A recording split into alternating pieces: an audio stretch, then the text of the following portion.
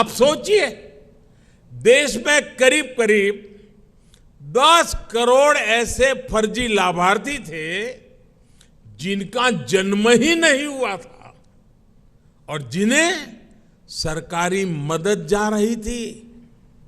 ये पैसे मेरे किसी गरीब भाई बहन के थे, किसी आदिवासी के थे, किसी पिछड़े और दलित साथी के थे। ये एनडीए सरकार है जिसने गरीब से हो रही इस लूट को बंद किया है। इन 9 वर्षों में 30 लाख करोड़ रुपए, यह आंकड़ा छोटा नहीं है, 30 लाख करोड़ रुपए डायरेक्ट बेनिफिट ट्रांसफर डीबीटी के जरिए सीधे लाभार्थियों के बैंक खातों में पहुंचे हैं। ऐसा करके हमने गरीबों का कम से कम 3 लाख करोड़ रुपया गलत हाथों में जाने से बचाया है। साथियों, लोकतंत्र में राजनीति अलग अलग विजन को देश के सामने रखने का एक माध्यम होती है, लेकिन हर विजन का, हर विचारधारा का मकसद एक ही होता है, गुड गवर्नेंस और देशवासियों की सेवा। पॉलिटिक्स में प्रतिस्पर्धा हो सकती है, लेकिन शत्रुता नहीं होती। आखिरकार हम एक ही देश के लोग हैं, एक ही समाज का हिस्सा है। लेकिन दुर्भाग्य से आज विपक्ष ने अपनी एक ही पहचान बना ली है, हमें गाली देना, हमें नीचा दिखाना। बावजूद इसके हम एनडीए के सभी साथियों ने हमेशा देश को दलों के हित से ऊपर रखा है। हमने राजनीतिक सौहार्द और शालीनता को बनाए रखने के लिए प्रयास किए हैं। ये एनडीए सरकार ही है जिसने प्रणब दा को भारत रत्न दिया, जो जीवन भर कांग्रेस में रहे थे, लेकिन हमें उन्हें ये सम्मान देने में संकोच नहीं किया।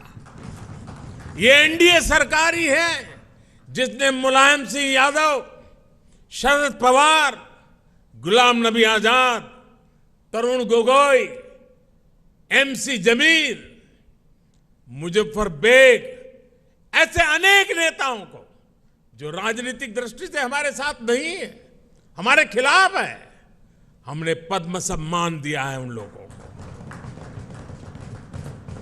ये नेता भी कभी बीजेपी या एनडीए में नहीं थे, लेकिन हमने देश सेवा में उनके लंबे योगदान को स्वीकार किया, उसे सराहा, उन्हें सम्मानित किया।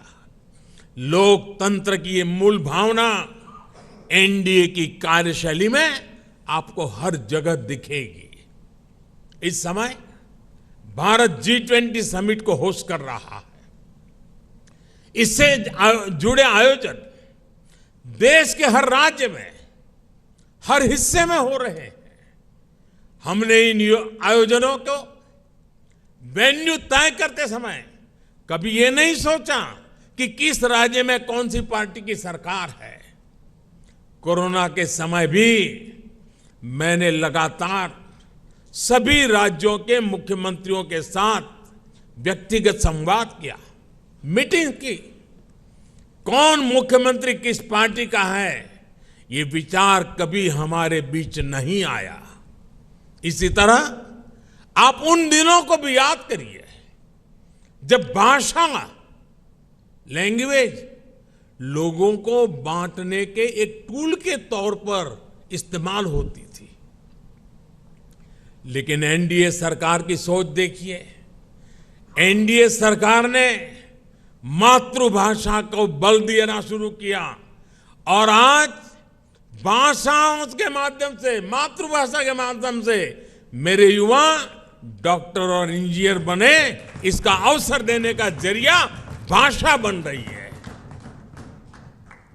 हमने हमारी विरासत को, धरोहरों को